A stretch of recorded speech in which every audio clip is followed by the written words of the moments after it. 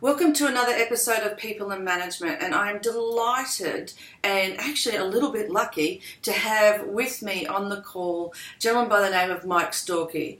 Now, Mike is the International President for Toastmasters, and so I want to give you a little bit of Mike's background, and then we'll drill Mike for all his wisdom. How does that sound? Welcome to the call for starters, Mike. Thank you, Sally. All right, so who is Mike Storkey? He is a business trainer and coach at Storkey's Team, which is a business that he co-founded in 2005. And Mike helps small business and local government and other organisations to do strategic business planning, to do change management, time management. He gets right in there and helps them build their leadership.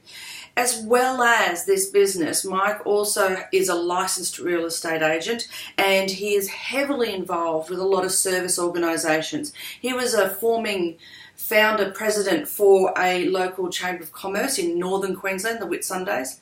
He's also been recognised with a Paul Harris Fellow for his work with the Rotary Club in Airlie Beach. So when we talk about Mike Storkey, we also talk about service. So I think it's just an amazing background. And congratulations on being Toastmasters International President. Thank you, Sally. It's an honour. Yeah, I feel privileged to have you, particularly in my head and in my imagination. You are an incredibly busy man already, but even more so as part of your presidency. Yeah, and I like to be busy. I'm a person who gets bored very quickly, and so I like to be occupied. And for me, a good day is a busy day. Oh, fantastic. So what got you into Toastmasters? Because you've been with Toastmasters for more than 26 years. Well, as you mentioned earlier, Leslie and I lived in the Whitsundays, and the Whitsundays is a fabulous place during the daytime. You can go, well, apart from when cyclones are there, you can go swimming, sailing, snorkeling, beautiful. But in the evening when the sun goes down, there's very little to do other than go to bars and nightclubs. And Leslie and I, with 5 kids, felt that really wasn't our scene. And we heard that a Toastmasters club was forming, so we went along to see what happened. We didn't actually join then. We waited another 2 years. But you can honestly say we went for social activity and interaction with people rather than anything else. Fantastic. And I get asked the same thing about why I joined, and I say fun, and people look at me like I'm a little bit weird. So, but that's why I joined. So, yeah. And I think one of the things that I really want to dig into, because you help businesses in your business life, you help businesses to build their capability, their leadership, and be strategic. And now in your presidency, what are those leadership lessons that you've learnt from being in the role of international president so far? Well, I think the greatest thing I've learnt is to listen. I think far too many of our leaders have their own agendas and ambitions, which is fine, but you need to listen to your team, you need to listen to your customers, you need to listen to the members of your association, because your vision has got to include their visions. So you need to hear what they're saying. And I think too often we try to think how someone is going to end the conversation when we're listening to them, and we answer what we think they were going to say rather than what they actually said. Yeah, and that's the tape that's already playing in their head, isn't it, to some degree? That's right. Yeah. So I guess, and I want to just tap into that a little bit deeper. I'd love to know your insight. What can people do to actually stop the tape and actually, like our leaders, to actually stop and be present and listen? Well, I think if you look in people's eyes when you talk to them and stop, just suspend thinking what you think they're going to say and really listen, because usually what they have to say, the important words are in the last 6 words they say. And it really takes a conscious effort to start with. But even if there's a little pause when they finish before you start speaking, there's an old saying in sales that whoever talks first after the salesman has given his pitch will end up buying the product. So the salesman should never be the first person to speak. Right. It should always be the client. Oh, Oh, that's gold. Thank you for that. I think that's excellent. And where there's a concept at the moment that's getting a lot of popularity called self-leadership. I think it's probably an old concept with new language around it. How do you see this concept of self-leadership showing up? Well, I think to be an effective leader, you need to know yourself. And I think if you can't lead yourself, it's going to be very difficult to lead others. So you have to temper your enthusiasm with a little bit of caution. You've got to be prepared to listen to others. So I think self-leadership is probably putting the emphasis where it should be. Before we try to lead others, let's make sure we can lead ourselves and that we are aware of our strengths, but also aware of our weaknesses, and build our teams accordingly so that we have people with strengths we don't have to help us achieve the goals. And I think that's a challenge for some people, because at some level there's a little bit of threatening that can go on, that if you've got something, a skill or ability that I don't have, how do I get over myself so that you can actually shine in the skill that I don't have? Well, I think the biggest thing that lacks in leadership today is delegation. So many people feel they have to do it all themselves and nobody can do it as well as I can do it. But you only have so many hours in the day. There's only so much time you have. If you have an effective team who you trust and who have skills you can rely upon, then delegate to them, because delegation not only means you'll achieve more, but you're giving others an opportunity to grow their leadership skills and become effective leaders. If you do it all yourself, knowledge is only worth something when you share it. If you keep it all to yourself, it means nothing. But if you can pass it on to others and they can develop their potential, then how much more effective would your team be than if it's just a one-man band? Oh, my ears are just loving everything you just said. I'm a big advocate for delegation. So yes, I totally agree. And I can imagine that in your role currently as Toastmasters International President, delegation plays a big part. Well, as you know, our organisation is based on volunteers. All our leaders are volunteers.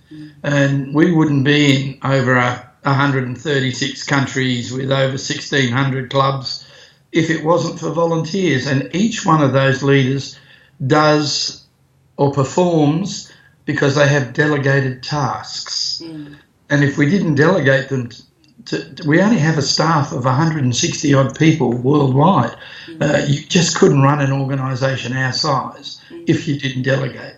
And we are where leaders are made, and part of making leaders is delegating responsibility or authority to do jobs so that they can learn by doing. Yeah. And I think then that begs the question. Then you've gone from, you're an incredibly successful businessman who has focused on local government, small business, and now you're stepping into an international role. What's been an unexpected challenge for you in that, taking on the other role, the international role? Well, I think the biggest challenge is you have to have a global perspective when you go into something that's international. When you're running your own business, it's your own business, and your customers, it's the same in an organisation, or when you're in a club, it's safe, four walls, the people in the club. But the challenge is to step outside your comfort zone. And that's really, for me, moving out of thinking North Queensland or what have you, and starting to think on a global perspective with other cultures, other customs. That was a huge learning curve for me, but I'm so thankful that I did it. And I'm imagining that challenge to push the thinking more globally has an impact on your ability to also strategically think, and how that's come back and will help your clients in your own business. Oh, exactly. I mean, if you can see the big picture of whatever sphere of influence you're in, it allows you to make decisions that are far more rational, effective, and take into consideration a lot more items or things that you didn't think of before. And sometimes it's like a little aha moment when you suddenly think, why isn't this working? And then you think, oh, I'm only looking at it from my perspective, not from their perspective. And suddenly you find that maybe something you held very strongly to be true, it might be where you live, but it isn't in India or in England or wherever. God, that's gold. That's really fascinating. And I think that that's a real key leadership learning piece, is that, because let's face it, a lot of leaders that we meet, particularly in a business context, they get pulled down into the weeds of everything day to day. Whereas this sounds like just such an opportunity to help you stay higher and strategic. Do you get caught up? Do you get pulled down into the weeds of operational things for Toastmasters? I think occasionally. I think whilst I'm all for being a strategic thinker and leaving the operational to your managers, etc., you still have to be conscious of operational, because if you don't know what's happening at the coalface in your business or in your organisation, it's very hard to make realistic strategic plans if you're ignoring the operational challenges. The thing is to realise when to let go and let the lower echelons deal with that, and when to just be aware of their challenges, but let them solve that, but you keep looking at the goals overall and the broader picture. And that comes full circle back to your point about listening. You need to listen, and I don't think it necessarily means that you're not doing or you necessarily have to fix everything. I think there's a real balancing act, and it comes back to listening and trust and delegation. Yeah, and trust is a very important part. You need to trust your team. So you need to build a team in whom you have trust. You can develop the trust. And once again, to develop trust, we were talking about delegation earlier. If you delegate to a team member and you're not quite sure if they're going to be up to it and they do a brilliant job, they have built trust with you, built on doing something. And that is so important. If you know your team and you can trust them, then it's one of the nicest feelings you can have in business. And there's a statement that was said to me many years ago doing a leadership program, was you cannot hate the person whose story you know.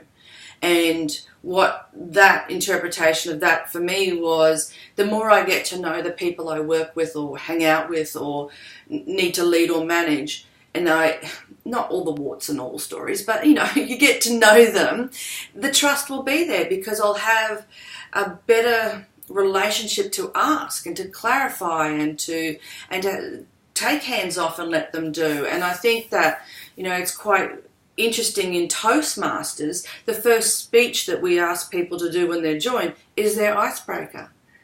So I think it's a beautiful blend. It's a beautiful way to build the trust, get to know the team, and then it can build from there. I think one of the most important things in business and in society today is communication. And too many times you hear people say, the only time I ever hear from my boss is when I've done something wrong.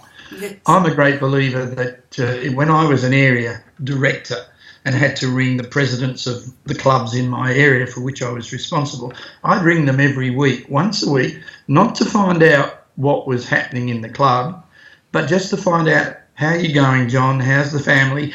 Just to build up that rapport. So when there was a problem, they felt easy in talking to me. And I think in business today, we don't do that enough. We don't talk to people and congratulate them, give them praise and ask how they're going enough. So you build up that rapport. So when there is a challenge, a problem, you can have a meaningful one-on-one with trust.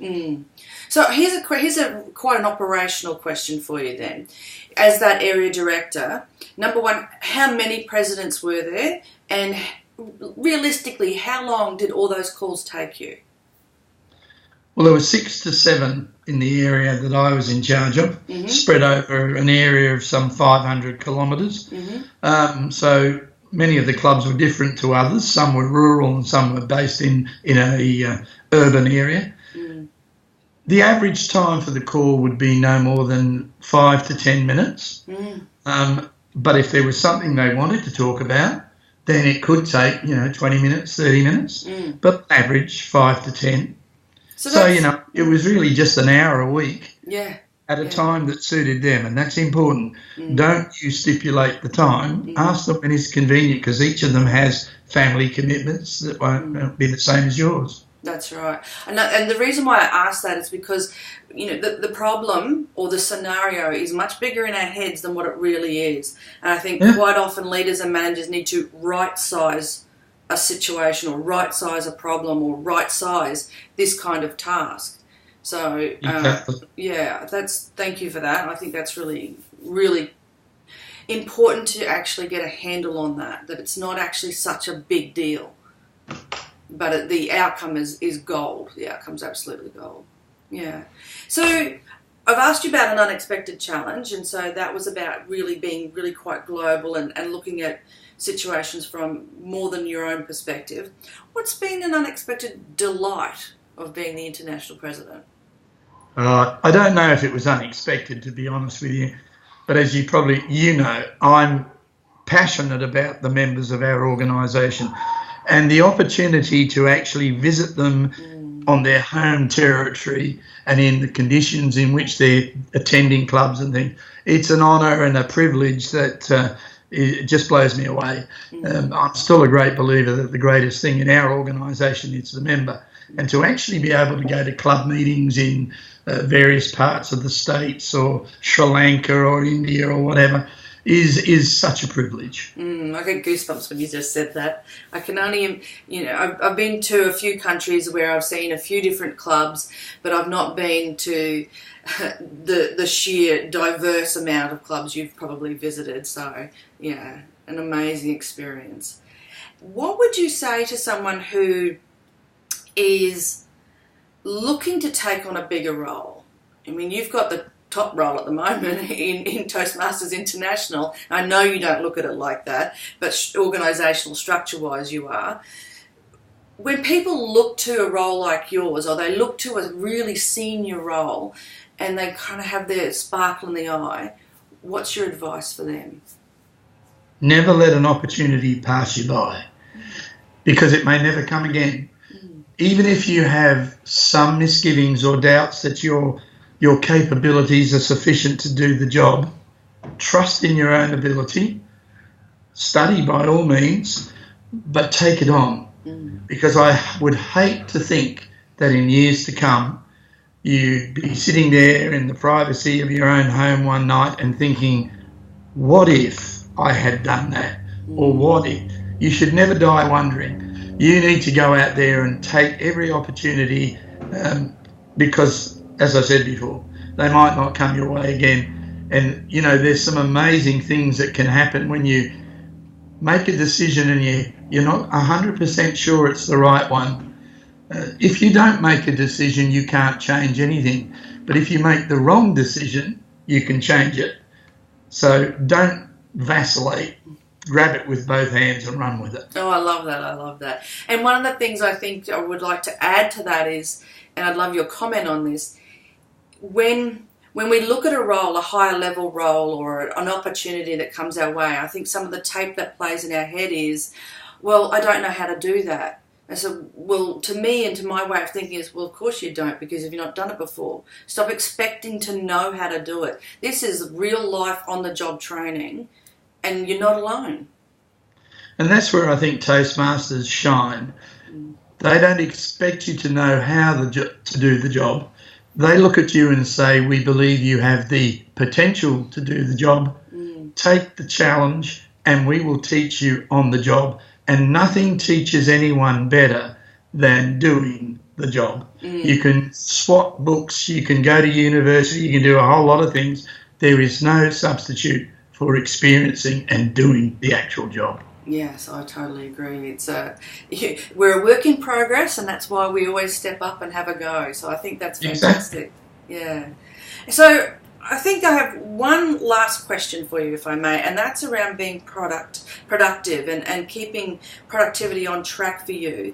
So given it's a global role, what do you do to keep or ensure that you are productive in achieving your vision as you set yourself forward into this presidency and beyond?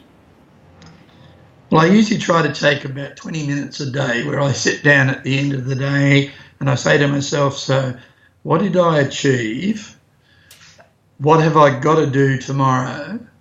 I hate being caught by surprise, so I do like to know what I'm doing, where I'm going. And then I'm very fortunate. My wife is also a Toastmaster, Leslie, as you know, and she's a great sounding board. So it's great and she reminds me sometimes, oh, look, you don't forget you've got to do this and do that. But she's also a great evaluator, and she'll come and she'll see me give a speech or whatever, and I really value the feedback she gives me because it's honest evaluation. She's prepared to tell me if you didn't do your jacket up, you didn't stand straight, the little things that you need to know that maybe other people aren't prepared to tell you. So I think you need to have a mentor. Everybody needs a mentor they can trust. Whether you're in business, you need someone whose advice you trust. So I think the big thing is to have a mentor or a team of mentors who can help you, who you trust, and who can keep you on track. And I think the permission to be brutally honest and understanding it comes from a nurture, not a destroyer perspective, I think is really valuable. And 10 points for Leslie then. And as you know, in Toastmasters, evaluation is the key stone of our organisation. And it's no matter what role you play in the course of a club meeting, it will be evaluated. And I think that's such a fantastic lesson for business and for organisations, is that everything we do needs to have some form of evaluation, even if it's personal reflection at the very, very minimum. I think is how else do we improve? How else do we get better? Exactly, which is why I would urge everybody to come to Toastmasters. If you don't learn anything else, you will learn how to receive and give constructive evaluation. Exactly. And I think knowing or expecting there will be feedback is a key piece to that. And I don't think that happens in business very often. We need to expect it. We need to not be so naive and be open to it. And I know that quite often managers and leaders in certain businesses don't deliver it very well. But even though they're well intended, and I think that's where some organisations, particularly Toastmasters, they provide a structure, they provide a way in which to craft some feedback. Exactly. It has to be supportive, not destructive. Yeah. Even if something's gone wrong, it's about a proactive approach to fixing and learning. So yeah. Exactly. Definitely. Yeah. Well, Mike, I have loved chatting with you and I really appreciate it. And I want to finish on something that you have said. The skills I developed in Toastmasters, from helping others work as a team and developing a vision in order to reach a common goal, have made me better equipped to tackle leadership opportunities both in my private life and professional life. Mike Storkey. Thank you so much, Mike. I have loved speaking with you. I think we're so much on the same page we could probably talk for another 3 days straight. We are Toastmasters, after all. Any final words from you, Mike? Yeah, I think the saying I have now, and I tell Toastmasters, is we're not here to make better Toastmasters. We're here to make better people who learn the skills in a Toastmasters club to take them outside and use them in their family, their business, or their community life. And I think that's really, that encapsulates what it's all about. We have to be better people who share and support others. Definitely. Thank you so much. And if you want more management success, you can subscribe to sallyfoley-lewis.com and grab your free management success workbook as well as a 20-minute productivity booster. See you next time on an episode of People and Management.